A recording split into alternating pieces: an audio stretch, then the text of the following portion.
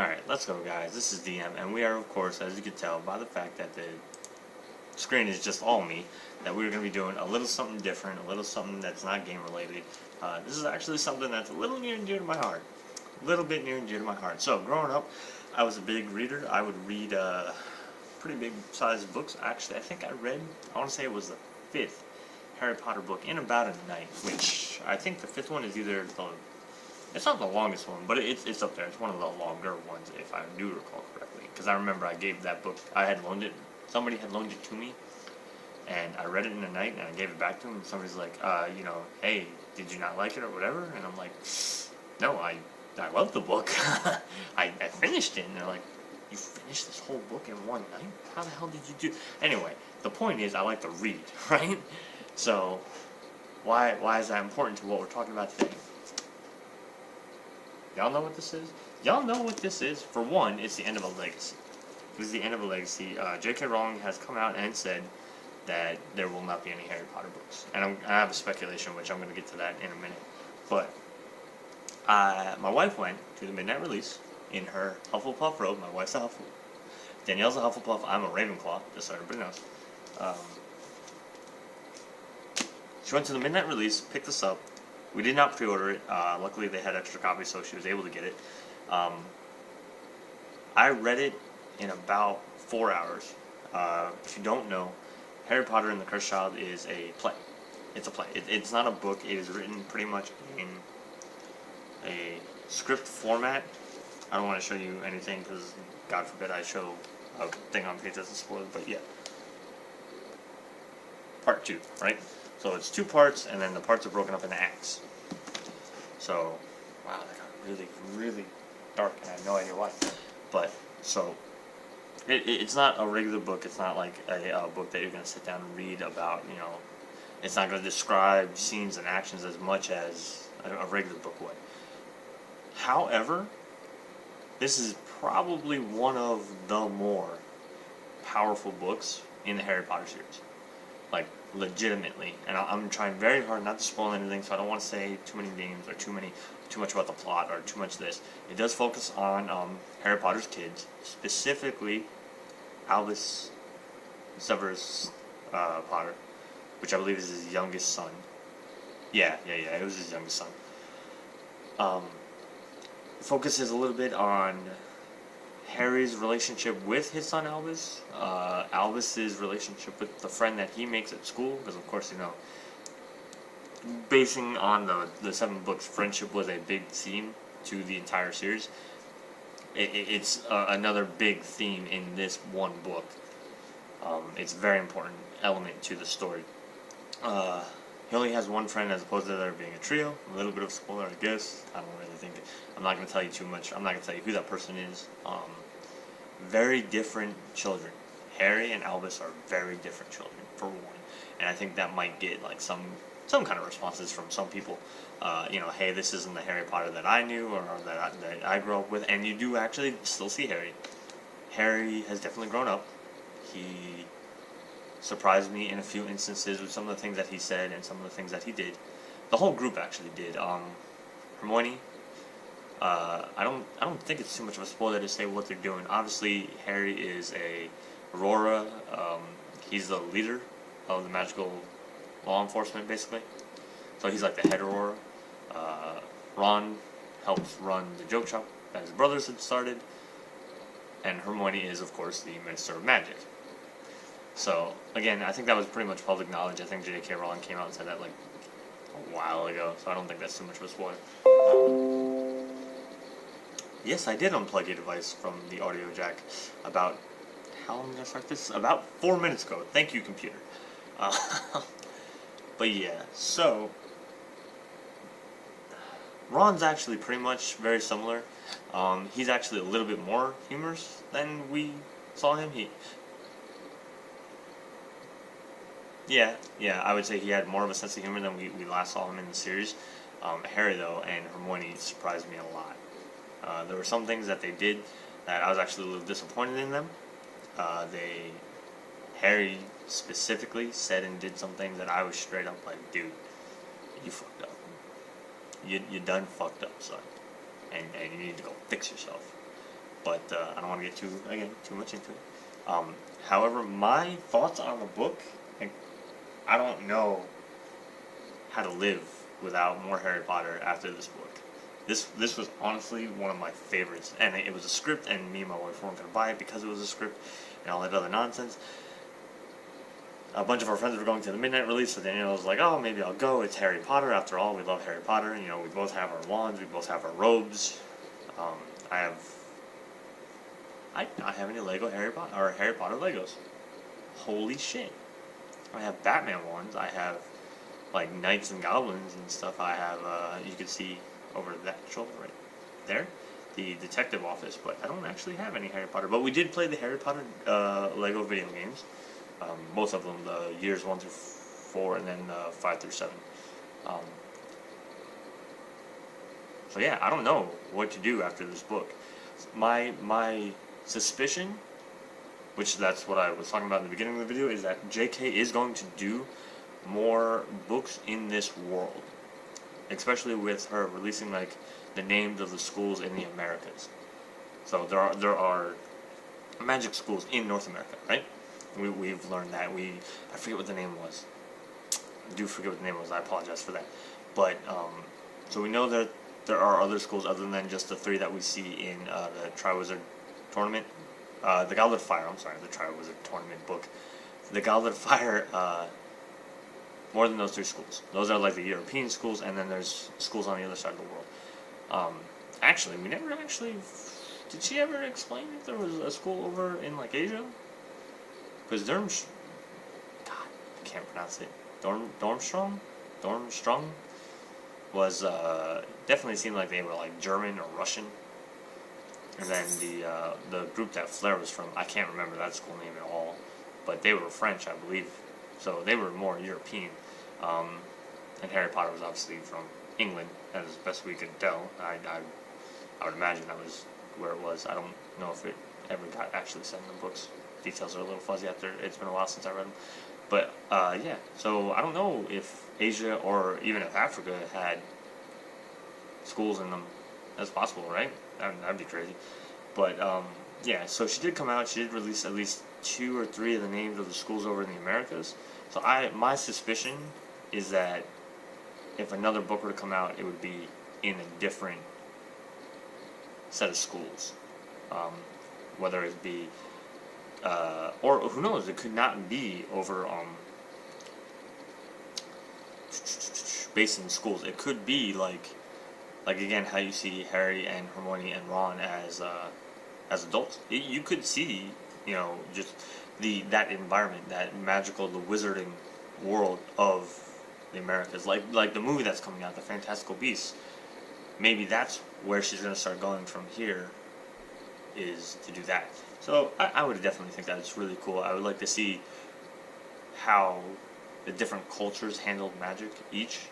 Like obviously we saw in Europe, like how they hid it and everything like that, and how the European influences in their cultures and everything like that. So it'd be interesting to see like that same kind of cultural tap from the other cultures, I guess is what I'm trying to say.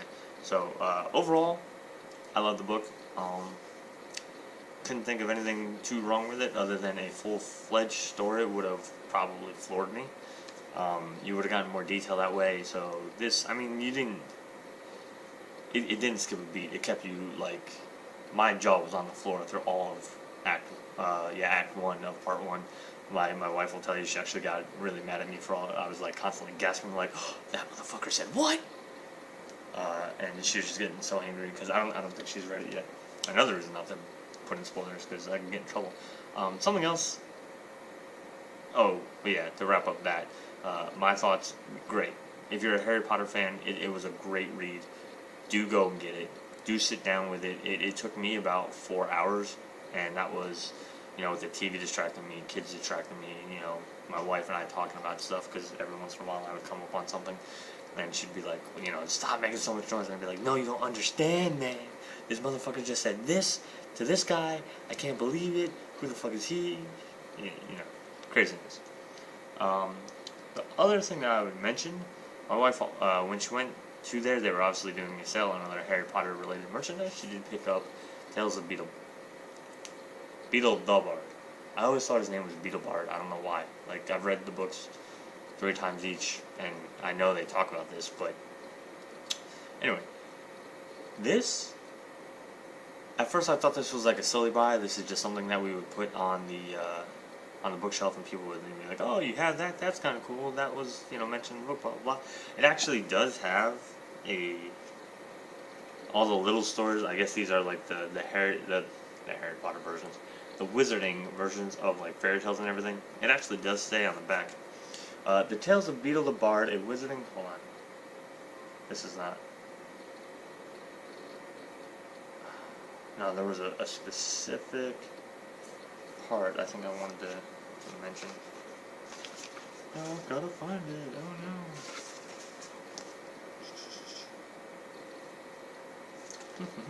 no. Beetle's stories resemble our fairy tales in many respects. For instance, virtue is usually rewarded and wickedness punished. However, there is one very obvious difference. In Muggle fairy tales, magic tends to lie at the root of a hero or heroine's troubles. The Wicked Witch has poisoned the apple or put the princess into a 100-year sleep,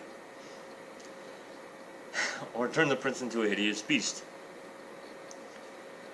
In the Tales of Beetle the Bard, on the other hand, we meet heroes and heroines who can perform magic themselves and yet find it just as hard to solve their problems as we do, we being Muggles. Beetle's stories have helped generations of wizarding parents to explain this painful fact of life to their young children, that magic causes as much trouble as it cures. I thought it was a cool concept that when, I'm guessing the introduction is from JK, that when she was writing these, right, and one, this shows an amazing amount of effort and detail put into not just a story, but a world. Like, yes, it takes place in our world, but but with that behind the scenes culture and world and environment that she created, she went so far as to actually write kids' fairy tales. Not just mention them. Like, you could have just made a name like the Three Brothers story, which is in here. But no, she wrote, there's what, 1, 2, 3, 4, 5 wizarding versions of fairy tales. Like, that's a lot of effort. That's a lot of consideration. And again, my wife bought it, and I was like, oh, it's just gonna sit on the bookshelf and not really amount to anything. But no, I actually cracked this open and had to read over my definite favorite story, The Tale of Three Brothers. Right there. Yeah. This is that was one of my favorite parts of the movie, was when Emma Watson, Hermione Granger, picked up this book that was given to her by Luna's father, Mr. Lovegood. God, I can't. Oh man, I'm gonna have to reread the books. Names and details are getting foggy. But yeah, Luna's father started talking to them about the Hollows, the Deathly Hallows, and that's where they went and related it back to the Tale of Three Brothers, and she went and read it, and just the artwork on that part of the movie sold me on the story itself, and then the story itself was awesome, in my opinion. It's a short story. It's like a very, it's a fairy tale. It's something that you could say to your kids to put them to bed, but the message was very clear to me that, like, pride and greed will lead you down the wrong way, whereas the last brother, the youngest brother, just wanted to go from that point and just go back to living his life and appreciate the fact that he had, by making that bridge, dodged a bullet by avoiding death. He just wanted to appreciate that and be grateful for that. So that's why he asked for the cloak, because I don't need anything flashy. Like, I just don't want you to catch up to me just because I got away with this. Like, I want to enjoy the time that I got back, without mocking you or gaining power and being greedy and all this other stuff like his other two brothers. And they obviously didn't meet too good of a good end because of those traits that they had. So it was a very clear story. I mean, a very clear message. It was very well written, and it's just spooky enough, right? Death, the wife coming. I'm sorry, I think it was only his fiance, coming back from the dead and then being, so depressed that it leads him to hang himself, the slitting of the throat of the first brother. Like, there's just those touch of dark spots in the story that really make you like, okay, this is real, like, this shit happened. And of course, again, because it's a fairy tale in another story, which is, story deception or something. But it just made it very believable that this could be something that parents maybe do tell their kids as like a life lesson. And that was awesome. The whole, that part in the movie, that part in the books, and Emma reading it, she did a great job. Definitely my favorite, like, little short story type thing. There's not really a category, I guess, for like kids fairy tales within a story, but it was definitely my favorite part. So it's a good pickup. It wasn't too expensive. It does not say. It's just got a barcode. It doesn't actually have a price tag on it. Oh, I'm sorry.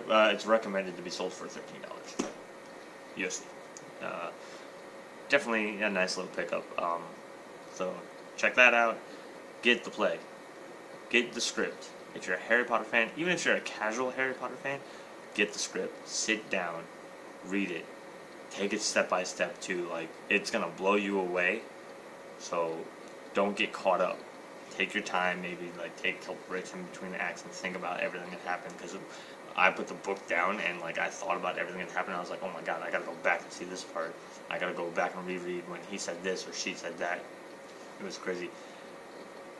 I would give it definitely like a 9.5 out of 10. I don't even, and honestly the 0.5 that I'm leaving off is just because there's got to be something wrong with it, right? It can't be perfect, but I if it wasn't for that simple fact of I'm sure there's some people out there who will be like, oh, it can't be perfect, blah blah blah.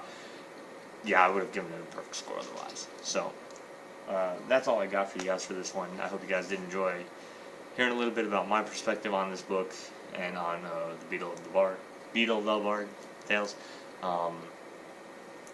If you guys like these, I'll continue to do stuff like this. I've done this with I think movie reviews and stuff like that so far, which hopefully everybody went to see Suicide Squad today. Hope it was good. I didn't get the chance to see it today, but yeah, maybe, who knows, maybe that'll be the next review I do. Yeah, if you did enjoy all this, if you did read the book, let me know what you think.